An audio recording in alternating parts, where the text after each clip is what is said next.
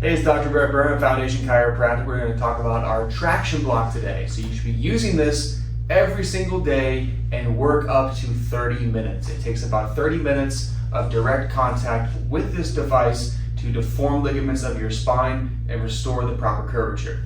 Today we have Katie with us. She's going to demonstrate how to use your traction block at the house. It's recommended you use it on the floor with your traction mat. It has to be a firm surface. We will use this table to demonstrate. Now, to place this, it's very, very important, okay? So we're gonna have just Katie turn around real quick. All right, now Katie is going to place this block not in her neck. It's going to be right at the upper back right here.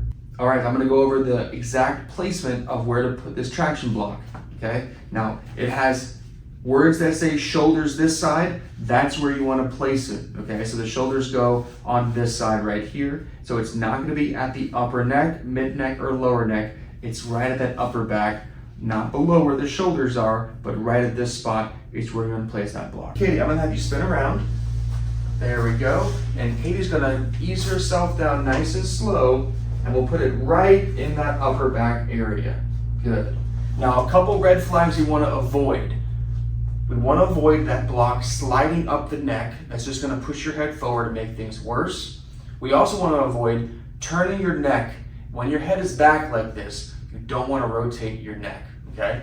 Red flag number 3 is when you're done with your time, gradually increase to 30 minutes, start with 1 minute. You don't want to go vertically up.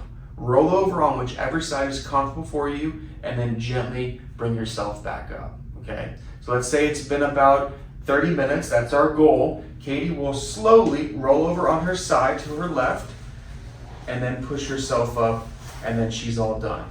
We highly recommend to do this after you use your neck stretcher and your chirp wheel, and then also use a heating pad for at least 30 minutes afterward of that neck area to help out with the soreness, as soreness is normal as you do this. Again, Dr. Brett Burnham, Foundation Chiropractic, how to use your traction block at the house.